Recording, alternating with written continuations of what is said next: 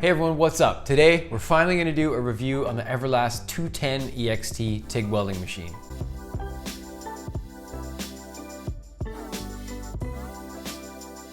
So to all the ARC heads who watch the show every week, what's up? Welcome back. I really appreciate you watching the show every week. To anybody that may be new to the channel, welcome. My channel is all about TIG welding. If you're not familiar with it, I definitely recommend that you bounce back to the previous episodes. Check them all out. We do all kinds of different stuff, all things TIG welding related on this channel. Probably one of my favorite things to do on this channel is TIG Welding Art. I do all kinds of crazy art pieces, or at least I think they're crazy. They're a lot of fun. They really push me to my limit to learn new stuff every time I try something. As well as the art pieces, we also do gear breakdowns, gear reviews. Like what we're doing today. We're just gonna break down some gear that I've got in my shop, kind of just talk about it and tell everybody what I think of it. On this channel, we also do demos and how-tos, so a lot of stuff for beginners, as well as intermediate welders. A lot of stuff as far as theory, basically all kinds of things TIG welding related. So if you're new to the channel, be sure to jump back if you like what you see today and check out those other ones. I appreciate it. So like I said, today, finally, the day is here. I've been talking about it for a really long time. I apologize it's taken me so long to do, but today it's going down. We are doing a full review and I'm gonna do a little demo with the Everlast 210 Ext. I've had this machine for about 5 months now in my shop here, and spoiler alert, it's really awesome. There's definitely a lot that I really like about this machine. We're gonna go over all that. There's a couple things that kind of bug me about it, but again, it's not a big issue. It's just little nuances. Everybody that uses a TIG machine and uses it quite a bit is gonna find little things about it that they kind of wish were different. So we're gonna go over everything today. We're gonna go over all the things that I really like about the machine, as well as a few things I kind of wish were different. But overall, the machine's awesome. I've really enjoyed using it. I'm really enjoying getting familiar with it, getting used to the different settings and the different kind of things that I can do with it. But as far as all the things that basically come out of the box, we're gonna go over it all here today. So for everybody who's not familiar with Everlast Welders, I'll put their website on the screen. It's right there, as well as their social media handle. So pop on over to their website, check out all their stuff. They have everything on their website. It's crazy. They have MIG welding machines, TIG welding machines, stick welding, shielded metal arc welding stuff. They have plasma cutting, multi-process stuff. They have a ton of products on there. They have a ton of accessories. You can upgrade to different foot pedals. You can upgrade to different torch accessories and stuff like that. You can upgrade. Today what we're gonna be looking at my Ext, which is an air-cooled unit. You can upgrade to water-cooled. That's a cool thing about especially the 210 here is you can buy just an air-cooled setup just to get started. And if you decide you really like TIG welding or you want to do more stuff with it, you can upgrade to a water cooling unit. You can upgrade to water-cooled torches and all the hardware that you'll need to go with it as well.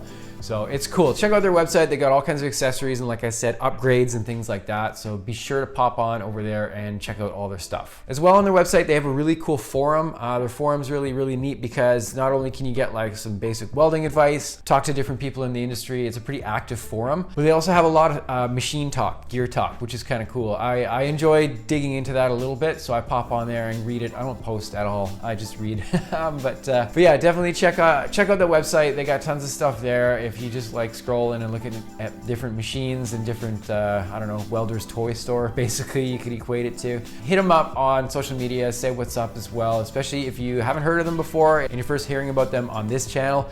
Pop on over there, tell them I sent you or you saw their stuff on my YouTube channel. I'd really appreciate that. So like I said 3 or 4 times now, the machine that I got for my shop here, I paid for it with my own money. This is not a sponsored video at all. So everything you're gonna hear on here is completely honest. I got the Everlast 210 Ext. Like I said, I got the air-cooled unit. I did not go for the water-cooled option. I kind of debated whether I should go water-cool or if I should go air-cool or gas-cool, whatever you want to call it. Some people call it air-cool, some people call it gas-cool. It's the same thing. But I did debate whether I should go for the water-cooled unit. I ended up going for just the air-cooled unit or gas-cooled unit. And I gotta say, for all the welding that I've done in here, which has been quite a bit with this machine so far, I haven't really noticed much of a difference. I do notice that with some projects, the torches do get a little bit warm, but to be totally honest, I've done a ton of welding in here and it hasn't stopped me from completing a job. I haven't really even needed to take a break to let my torches cool down. I'm sure if you're doing heavy duty welding and welding things all day, then yeah, you probably should swing it for a water cool unit. However, just for what I've been doing in here, which is just, I mean, you can kind of call it hobby welding. I do demos and stuff on the channel, which we involve quite a bit of welding sometimes, especially my stainless art pieces. When I'm using the 9 style torch, I'll be welding with that thing for hours. And yeah, occasionally it warms up quite a bit, but again, I got TIG gloves on. I'm not really gonna feel the burn of the torch very much. So if I need to, I just let it chill out while I do some layout or something like that. It hasn't really slowed me down very much, to be honest. So for using the machine itself, it's got a really, really awesome and simple layout.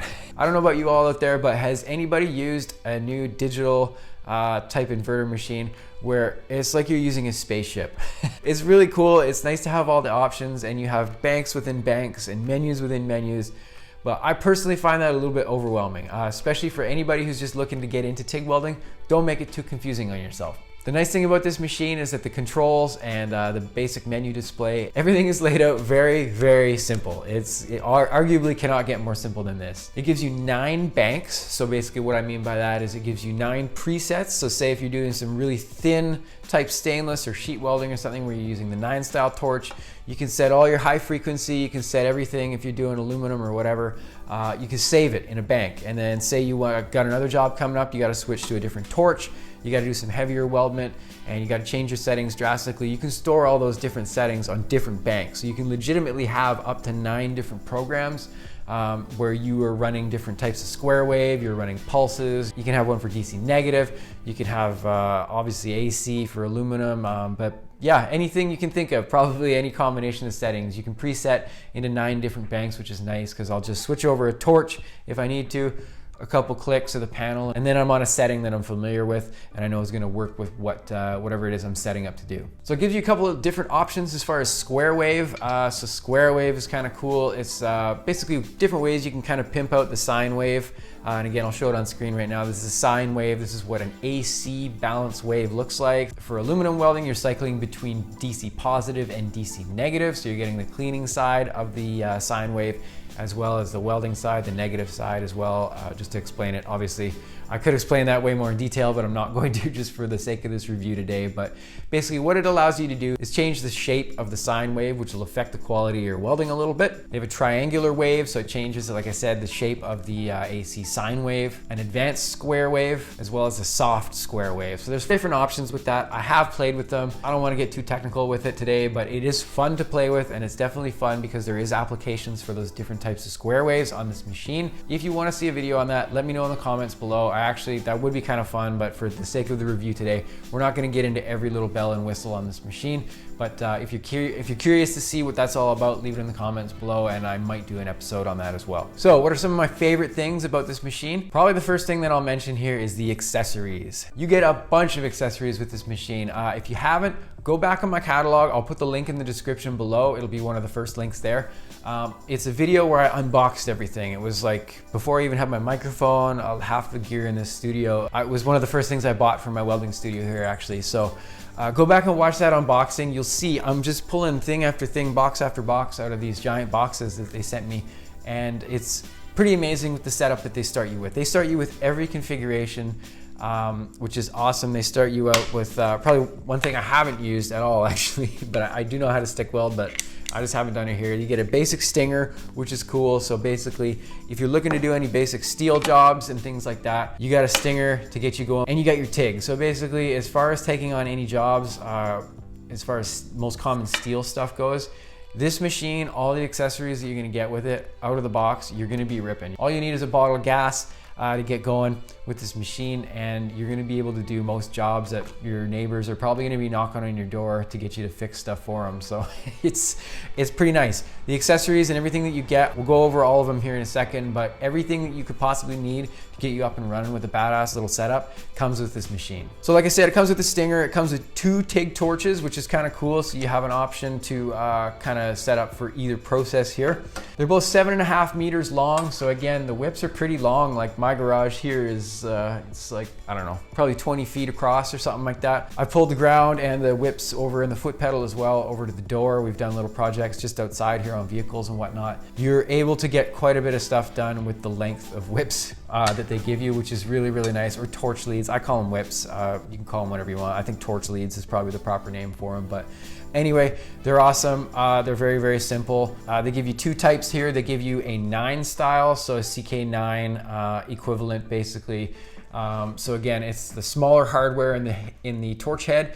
I basically run this one for all my stainless type welding. I really like the little handle on this thing. Like, it weighs nothing. It's like holding I don't know what a calligraphy feather would feel like that the dudes used to use way back in the day, but I would imagine that's what this probably feels like to compare it to for my art projects and whatnot. Something like that is really, really awesome. It's light on the wrist. Again, like I said, my art projects, I'll be welding for like hours and hours at a time. And the ergonomics of a light torch, like a 9 style torch, is very, very nice to have. So they also give you a 26 style torch. The 26 style torch, again, is pretty common. I use this one for pretty much all my aluminum projects in here. I do set it up with a gas lens. They do give you, let's see here. They do give you a gas lens set up for this style torch here. So all you would do is just trade out the outer collet body and run a different cup on this guy here. But basically you have the option to switch to gas lens, which is awesome. Because like I said, whatever preference you have as far as hardware you want to use in either torch, they give you everything in these packages here. It's awesome. So you get the gas lens stuff, you get the standard gas diffuser type stuff. So if you want to run a gas diffuser in the 9 style torch, you have the ability to do that as well, which is cool. This is the standard collet body stuff that comes for the 26 style torch, but again, there's everything you need. It comes with several diffusers actually in that thing there as well, but different inner collet sleeves, different outer collet body cups to set up, and different back caps, which is nice. So obviously, like I said, it comes with a foot pedal, which is really, really awesome. I've used this thing, again, like I said, for 3 or 4 art pieces, which is like, okay, so it's like a week ago, I put out an episode on how I properly foot pump to replace a pulse technique. So I've done that for 3 or 4 art projects now with this pedal here, as well as a couple other pedals for a different machine I have in here as well. But again, that's hours and hours of doing this over and over with this foot pedal, and this thing has been just fine. I honestly haven't noticed any problem with it. The spring's nice and solid. It clicks on right away. I mean, there's a pretty simple mechanism inside of a foot pedal, but as far as what I've seen so far with this foot pedal, I haven't had any problems with it at all. Comes with a ground clamp. Pretty basic, straight up ground clamp. Nothing really too wild about a ground clamp. This one's nice and stiff. Got a basic gauge cord on it. Again, for whatever you're gonna be using the machine for, it's gonna be just fine. You're not gonna need much more than that. But again, that thing just locks onto my table and I honestly forget about it. I don't even think about it. It's just always there. It comes with a gas hose for the back of the machine that will connect to an argon regulator that it comes with, or a gas regulator, a cylinder regulator, whatever you wanna call it. So it comes with a full setup as far as gas hose and regulator to get you set up with the bottle, which is nice. So literally, like I said, all you need to worry about is how you're gonna plug it in and power it. I have my garage here wired up for 240, which is nice because it runs perfectly off 240. I have a 240 plug right over here. My dad rigged it up for me in here, so shout out to my dad if you're watching. It's been awesome. I plugged it in and haven't even thought about it. I switch over to another welder occasionally here and there for different projects when I feel like it. And yeah, so like I said, all you gotta figure out is your gas situation, how you're gonna power your machine, and you're gonna be off to the races. So like I said, I was gonna do a little demo. I'll do a demo on a piece of aluminum. But before we get into that, let's go take a look at the actual machine itself. I'll show you the display. I'll show you just kind of a general layout of how the display works, and we'll fire it up. Okay, so here's the machine. Let's fire it up and check it out. Switches on the back, which is kind of awkward to reach around. There we go, it's alive. So the one thing about this machine that does kind of bug me and drive me a little bit crazy is the fan is super, super loud, and the fan just stays on the entire time this machine is on. So if your machine's turned on, the fan is on. Unlike another machine I use in the shop here, the fan turns off, has a little timer, which is nice. So you get a little bit of peace and quiet while you're doing some layout or preparing for some welding job or something. Unfortunately with this machine, you don't get that. It stays on all the time. So I have my microphone pretty close to me here, so everybody can probably hear me okay. But what we'll do is we'll just give her a quick run through here and check out everything to do with the display. So obviously you can see it's set for our welding amperage right now. Welding amperage obviously is just displayed as amperage here. This is, once you're in whatever you've selected here, this is how you adjust what you're doing. So if you want to move over to something else, like let's pop on over to, okay, so we're on frequency now. So again, with your frequency, once you're in it, press the button and then you can start to adjust your frequency as you would want to. So with this machine here, our frequency goes up to 250. So 250 hertz.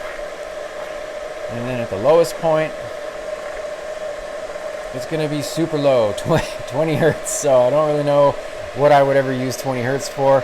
As everybody knows, all machines that are transformers are automatically set to 60 hertz because that's the power source that they run on. But the inverters are nice because you can kind of mess around with the frequency setting a little bit. So frequency, I usually run on this guy about 180 hertz. There we go. And then I'll save that. So let me pop on to something else. So our AC balance, you can play with the balance between positive and negative on the sine wave like we talked about. I usually run anywhere between 30 to 35% on the positive side. Again, that's pretty subjective to someone's setup. Every machine is going to be slightly different. Every job that you're going to do is going to be slightly different. So again, that's kind of situational to what you're doing there.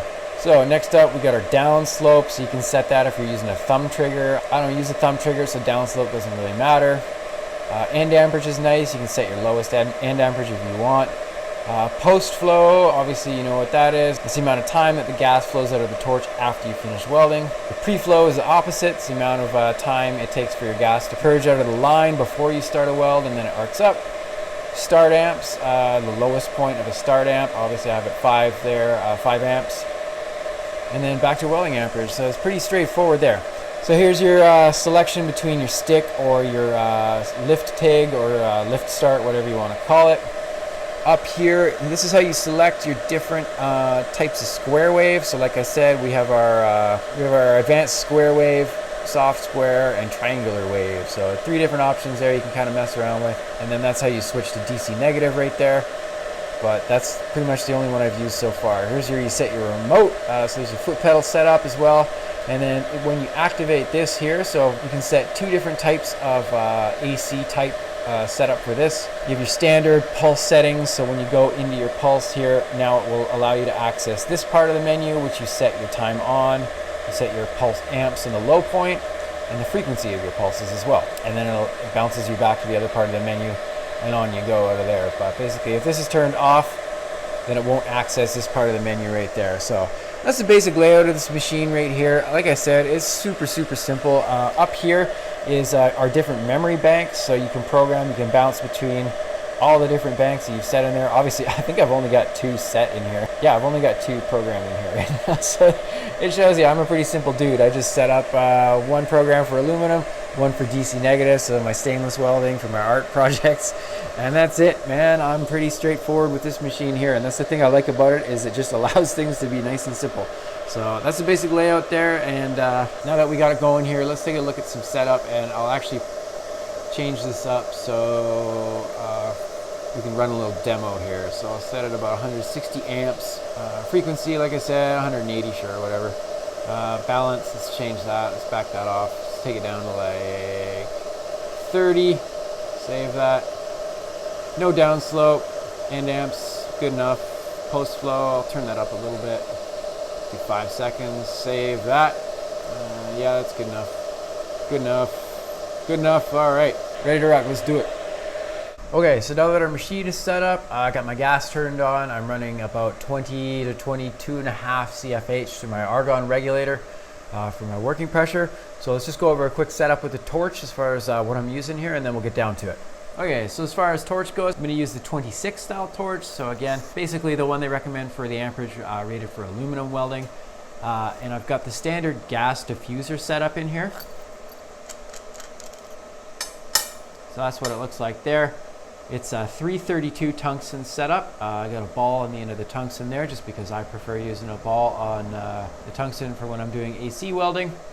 And yeah, like I said, 332, so it's a 332 outer collet body with an inner collet sleeve inside there.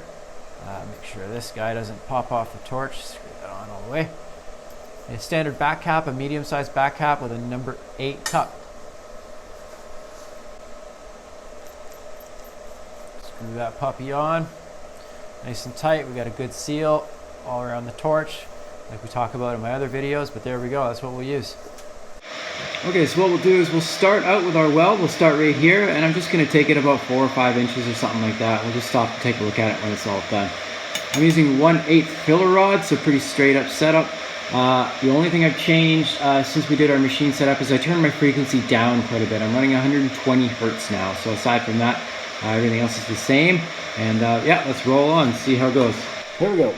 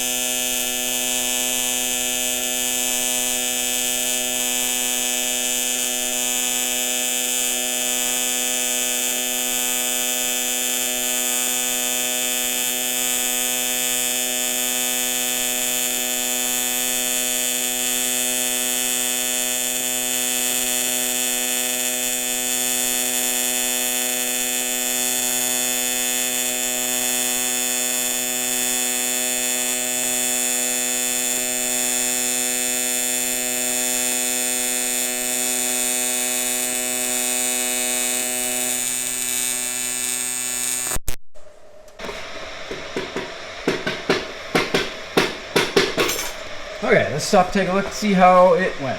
All right, so there we go. Everything, as you can see, turned out relatively clean. I had the plate wire brushed and then I hit it with some acetone just before I started.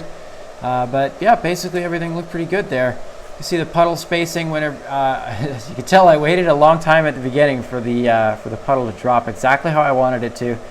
And then once I got it hot enough, I probably could have turned my amperage up a little bit just to get into that heat range a little quicker, but regardless, we waited for it and then it did its thing. And then we moved on. So yeah, overall the puddle spacing looks pretty even. The puddle width, if you look at it the whole way down, the width of the weld is about the same either way. You can see the little dusting of the cleaning action on either side of the plate, or either side of the weld right there. Relatively even for the most part. Maybe could have improved my torch angle a little bit, but overall that's pretty good. That's a nice shiny weld, so I'm happy with that. All right, so there you go. Obviously a very basic weld. We just did it on flat plate, this 3/16 aluminum plate. Nothing too wild, but I just wanted to show everybody out there just kind of the general feel of how it goes. Throw down a weld that everybody could see is a decent weld, or at least I hope it is. But regardless, this machine's really awesome. I really like it. I definitely am happy that I spent my own money on something like this. There are definitely cheaper brands out there. I'm not saying that they're bad brands, but I definitely do feel like as far as welding gear goes, you do get what you pay for.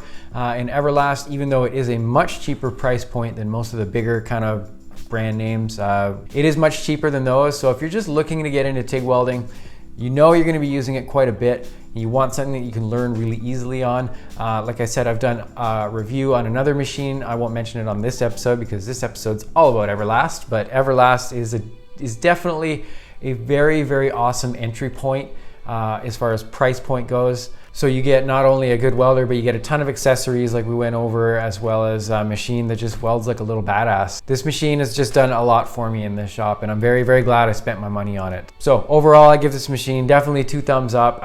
Talk to anyone who uses an Everlast. For the most part, any gripes that they have are going to be pretty minor gripes. And again, I'll go over a couple things here in a second as far as what I kind of wish were a little different about this machine. But overall, the machine definitely gets 2 thumbs up. It totally kicks ass. I definitely recommend it. So before we bounce here though, I definitely want to mention a couple things that I do wish are a little bit different about the machine. One thing, as I mentioned before, the fan is so loud. If you have things beside your machine, so paperwork or anything like that that can easily blow away, a lot of air just comes out of the machine. So yes, it's good because it does a really good job of cooling itself, but it is very, very loud and it doesn't have a timer in it. So unfortunately, even if you just stop welding, for example, while I was setting up in here to get ready for my arc shots to weld the piece of plate, I just had it running and I still had my earplugs in because it was just loud. It would be nice if there was a little timer that would turn the fan off after a minute or two of you not using it. But anyway, small gripe. The only other small gripe I have about the actual function of the machine is in the menu. As you're scrolling through, you can't scroll backwards. So in other machines that I've tried before, as you're scrolling through the menu, say you scroll one too far, you want to adjust your post flow or something like that, or you accidentally skip past it, you can't just scroll back to it. You got to scroll all the way back through the menu to go back to what you missed. So unfortunately, that is another small gripe. I do wish that there was a scroll back. So if you're scrolling through, like I said, you miss what you want, you can't just scroll back in the menu to go back to that thing you missed. You have to go all the way back around to it again. So that is something that I have used on other machines before. They do have a scroll back. So if, again, like I said, if you scroll past what you need, you can just scroll back to it and adjust it and then move on. So that would be nice, but again, small gripe for a badass little machine. Now, the only actual gripe that I had with this, and again, I will throw caveats in here, I have researched to find out if other people have had this problem, and I have not. However, what happened to me was the gas hose. When I hooked the gas hose up to my regulator that came with the machine, so I did think that the gas hose clamps were definitely not the type of gas hose clamp that I typically would use. It was just a very loose crimp type of gas hose clamp.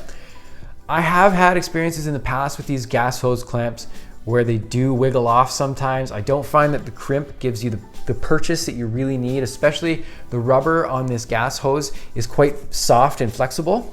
So when you have a gas hose that's quite soft and flexible, it does expand and contract, and over time it can pop that little hose clamp off. So what happened to me was I was in here working really hard, really focused on what I was doing, and the gas hose had popped clean off the regulator. So gas was just pouring out of an open regulator, and the gas hose was just laying on the ground.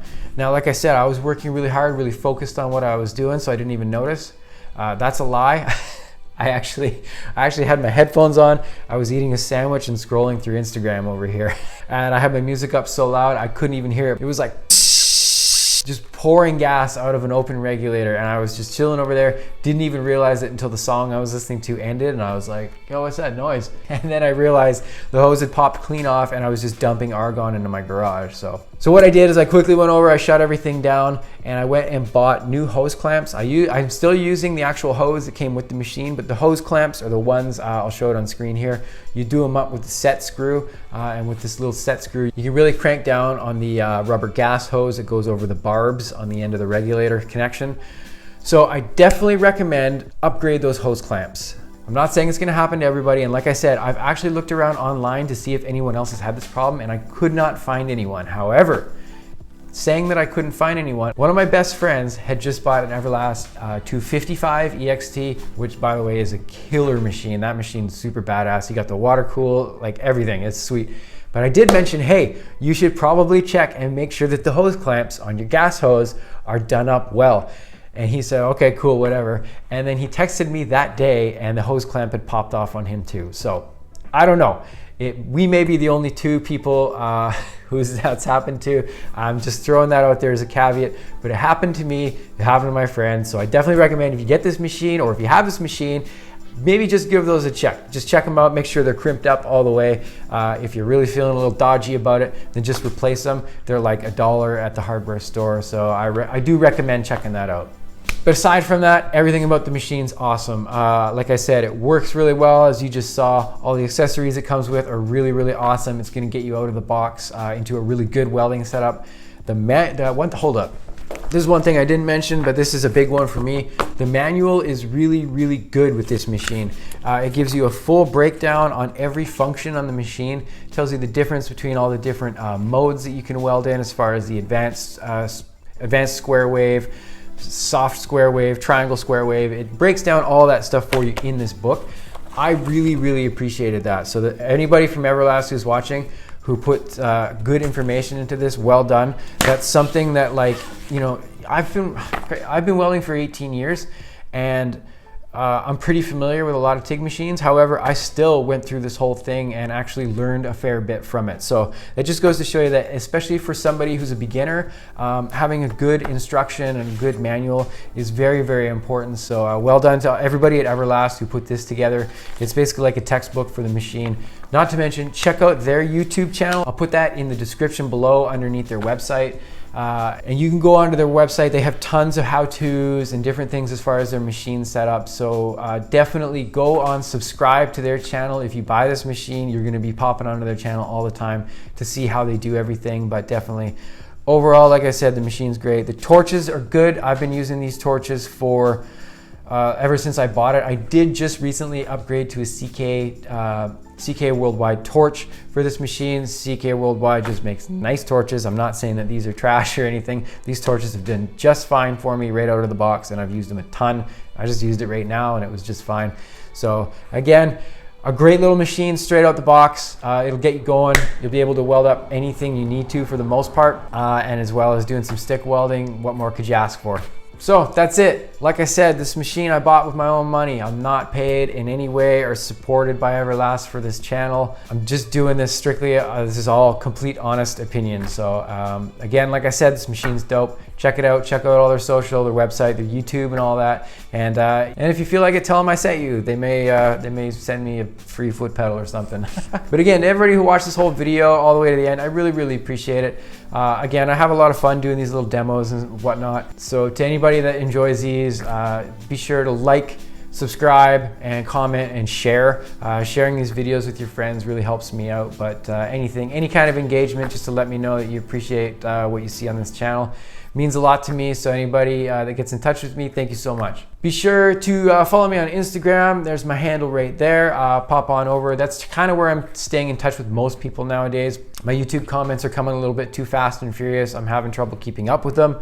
So if you really want to get a hold of me, if you have any ideas for any how-tos, any gear around my shop that you see that you want me to break down a little more, hit me up through direct message on Instagram. Just say what's up, whatever you want to say. I'll hit you back most reliably as quick as possible through that route. As well, one more thing, check out my website. On my website right there, I have a full art gallery. I'm putting up all my pieces as I do them all. I'm taking better and better photos of them. I'll be selling prints of all my artwork through there, so you can keep an eye out for that. I'll be updating you as I get those prints together. I'm pretty excited for that. As well, I have a Tig Welding blog on there. I blog about all the projects I'm doing around here, just general thoughts, stuff I have on my mind.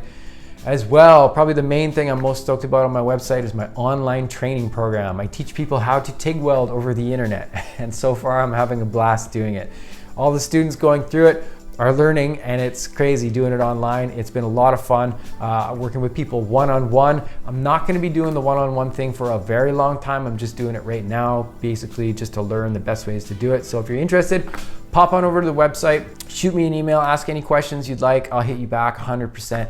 And yeah, I just appreciate people checking my stuff out. So again, everybody, thank you so much for watching. I really, really appreciate it. Again, say what's up, do something nice for a stranger, and yeah, just general random act of kindness to somebody. Write something random on someone else's Instagram comments, whatever, just do something nice. But again, hope everybody's doing good. Have a good one. Peace.